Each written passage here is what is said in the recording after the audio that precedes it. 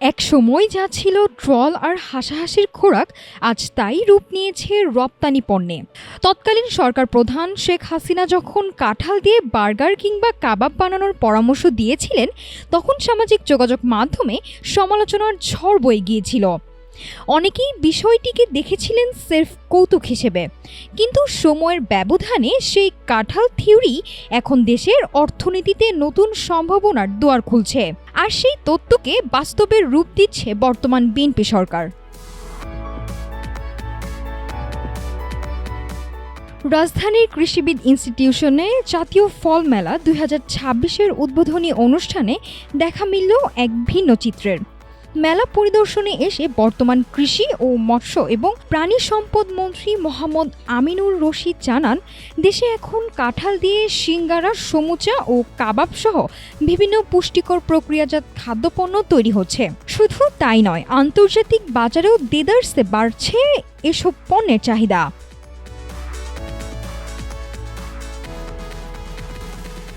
প্রাণী সম্পদ মন্ত্রী বলেন, আমাদের দেশে এখন কাঁঠাল দিয়ে সিঙ্গারা, সমুচা ও কাবাব সহ প্রক্রিয়াজাত খাদ্যপণ্য তৈরি করা হচ্ছে, যেগুলোর ফুড ভ্যালু অত্যন্ত হাই।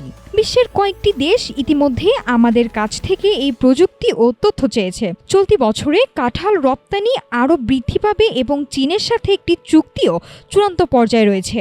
রাজনৈতিক মতাদর্শে তুমুল বিরোধ থাকলেও দেশের অর্থনৈতিক স্বার্থে সাবেক প্রধানমন্ত্রীর সেই আইডিয়াই যেন সাপে বর হয়েছে।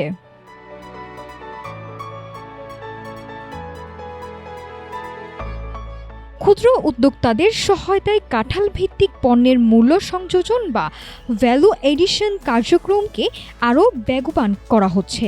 আম, আনারসের পাশাপাশি কাঁঠাল রপ্তানি বাড়াতে নেওয়া হচ্ছে বিশেষ উদ্যোগ।